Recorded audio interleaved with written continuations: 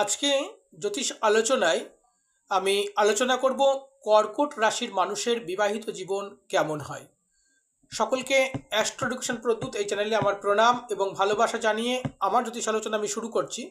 আপনাদের কাছে প্রতিবারের ন্যায় একটি ছোট্ট অনুরোধ, আপনারা প্লিজ চ্যানেলটিকে সাবস্ক্রাইব করবেন এবং পাশে থাকা বেল আইকনটি আপনারা বাজিয়ে রাখবেন। আপনাদের মূল্যবান কমেন্ট অবশ্যই করবেন। দেখুন, কর্কট রাশির মানুষেরা কিন্তু এদের অধিপতি গ্রহ চন্দ্র, তাই এরা একটু ইমোশনাল হয়, একটু সেন্টিমেন্টাল হয় এবং একটু ভাবুক বেশি হয়। এই কারণে বিবাহিত জীবনের লাইফ পার্টনারের সঙ্গে এদের সমস্যায় পড়তে হয় এবং এদের যে সপ্তম স্থান, যেখান থেকে আমরা লাইফ পার্টনার বিচার করি, সেই সপ্তমপতি কিন্তু অষ্টম ঘরের মালিক। তার জন্য এদের বিবাহিত জীবন যে খুব মধুর হয় তা কিন্তু নয়, একটু ডিস্টার্বের মধ্যে এদের বিবাহিত জীবন কাটে।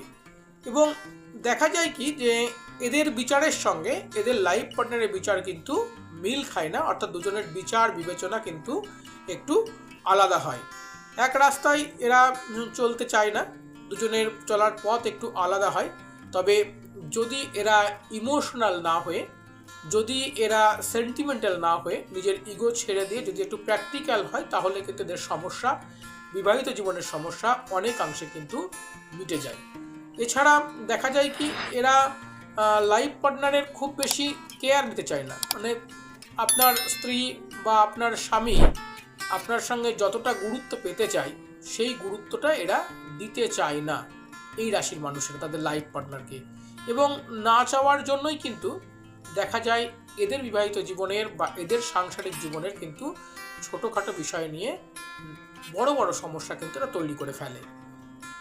তাই ওভারঅল বলা যায় এদের বিবাহিত জীবন খুব যে বেশি মধুর হয় তা নয়। এমনকি বিবাহ করার কিছুদিন পরে এদের মনে হয় যে বিবাহটা কেন করলাম, বিবাহ করে বোধহয় ভুল করে ফেলেছি, এরকম এদের মনে হয়।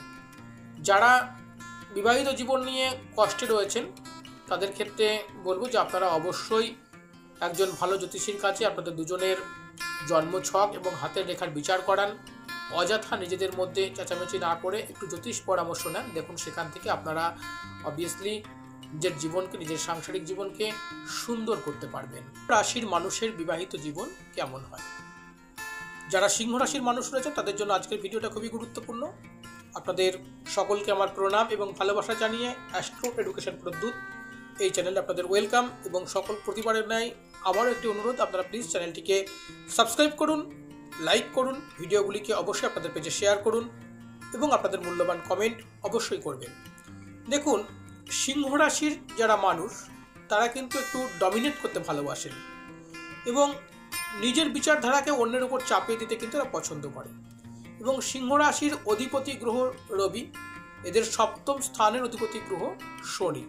সেজন্য এদের বিবাহিত জীবন প্রথমেই খুব ঝটকা আসে এবং প্রথম দিকে অ্যাডজাস্ট হতেই চায় না, এমনকি দুজন ডিভোর্স হয়ে যাবে এরকম চিন্তা ভাবনার মধ্যে প্রবেশ করে। কিন্তু পরবর্তীতে যদি এরা এই সময়টাকে একটুখানি দীর্ঘায়িত করতে পারে, যত দিন যায় এদের বিবাহিত জীবন কিন্তু তত বেশি মধুর হয় এবং ছোটোখাটো সমস্যাগুলো কিন্তু প্রায় 2 বছর পরে যখন এদের বিবাহিত জীবন চলে যায় তখন কিন্তু এই সমস্যাগুলো আর বড় আকার ধারণ করে না এবং সাংসারিক জীবন অনেকটা মধুর হয়।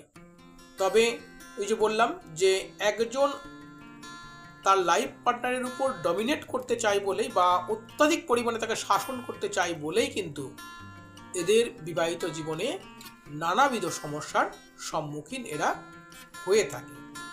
আর এর যে দ্বিতীয় ভাগ, অর্থাৎ যেখান থেকে আমরা তাদের সম্বন্ধ বা আত্মীয়তা বিচার করি, সেখানে দেখব বুধ এবং বুধ শনি একটা অ্যাডজাস্টের একটা জায়গা কিন্তু থাকে। সেই জন্য বারবার করে যেটা আগেও বলেছি যে আপনারা 2 বছর নিজেদের বিবাহিত জীবনকে একটু সময় দিন, দেখুন আপনাদের চিন্তাধারার পরিবর্তন হবে, আপনাদের সংসার অনেক বেশি সুন্দর হবে। যারা বিবাহিত জীবন নিয়ে সমস্যায় রয়েছেন আপনারা অবশ্যই একজন ভালো জ্যোতিষীর কাছে গিয়ে নিজেদের জন্মছকের বিচার করান এবং আপনাদের হাতের রেখার বিচার করান। দেখুন, এখান থেকে বা এই ঝামেলা থেকে আপনারা অবশ্যই মুক্তি লাভ করবেন, আপনাদের জীবন অবশ্যই সুন্দর হবে। আজকের জ্যোতিষ আলোচনায় আমি আপনাদের সঙ্গে করতে এসেছি সেটা হচ্ছে কন্যা রাশির মানুষের বিবাহিত জীবন কেমন হয়। বিবাহিত জীবন যদি সুন্দর না হয়, আপনাদের জীবনটা বা আমাদের সকলের জীবনটাই কিন্তু খুব কষ্টদায়ক হয়। তাহলে সেজন্যই আজকের জ্যোতিষী আলোচনায় আমি কন্যা রাশির মানুষের বিবাহিত জীবন কেমন হয় তারই আলোচনা করব। অ্যাস্ট্রোডিকশন পদ্ধতি এই চ্যানেলে আপনাদের সকলকে আমার প্রণাম এবং ভালোবাসা জানিয়ে আজকের আলোচনা শুরু করছি। আপনাদের কাছে ছোট্ট অনুরোধ, আপনারা প্লিজ চ্যানেলটিকে সাবস্ক্রাইব করুন এবং পাশে থাকা বেল আইকনটি বাজিয়ে রাখুন। আপনাদের মূল্যবান কমেন্ট করুন, আপনার পেজে অবশ্যই ভিডিওটিকে শেয়ার করে সহযোগিতা করবেন। দেখুন, কন্যা রাশির মানুষের বিবাহিত জীবন কিন্তু খুব যে মধুর হয় তা কিন্তু হয় না। শুরুতে তো বিরাট সমস্যা থাকে এদের জীবনে, এবং এরা বিয়েটাই করে খুব বিচার বিবেচনা করে, খুব হিসাব কিতাব করে বিয়ে করে এবং কিছুটা পয়সা এবং সম্পত্তি দেখে লাইফ পার্টনারের সঙ্গে এরা বিবাহ করে।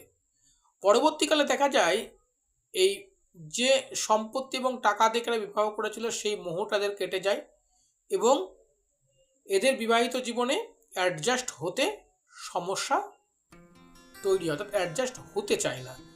জীবনে এদের পয়সার জন্য যে পরিবার তৈরি করলো, সেই সমস্যাটা যখন মিটে যায় তখন এরা তাদের লাইফ পার্টনারকে গুরুত্ব কম দেয় এবং দেখা যায় কি যে এদের জীবনে প্রেম থাকে কিন্তু এদের এত বেশি কর্মব্যস্ততা থাকে এই কন্যা রাশির মানুষদের, যারা নিজের ভিতরে প্রেম থাকলেও এরা লাইফ পার্টনারকে সেই সময়টা দিতে পারে না। ফলে এক ছাদের নিচে থাকলেও এদের যে বন্ডিং সেই বা যে একাত্মতা সেটা কিন্তু এদের ঘাটতি থাকে বা তৈরি হয় না। অনেক সময় দেখা যায় যে এখান থেকে এরা দুজন পৃথক রাস্তায় চলতেও কিন্তু প্রস্তুত হয়ে যায়। সেজন্য বলবো যে এই রাশির মানুষদের যাদের এরকম সমস্যা আছে, আপনারা অবশ্যই আপনাদের লাইফ পার্টনারকে সময় দেবেন, তার মতামতকে গুরুত্ব দেবেন। নিজের কাজের মধ্যেও আপনার লাইফ পার্টনারের খেয়াল রাখুন, গুরুত্ব দিন, তাদের মতামতকে আপনারা শেয়ার করুন একে অপরে। দেখুন আপনাদের এই সমস্যা অনেকাংশে মিটে যাবে। এছাড়াও একজন ভালো জ্যোতিষীর পরামর্শ নিয়ে আপনাদের জন্মছক এবং হাতের রেখার অবশ্যই বিচার করান, প্রতিকার করান। দেখুন এখান থেকেও আপনারা অবভিয়াসলি আপনার জীবনে সুখ শান্তি ফিরে পাবেন। ভিডিওটি দেখবার জন্য আপনাদের সকলকে অসংখ্য ধন্যবাদ। আপনাদেরকে অনুরোধ করব চ্যানেলটিকে অবশ্যই আপনারা সাবস্ক্রাইব করে পাশে থাকবেন।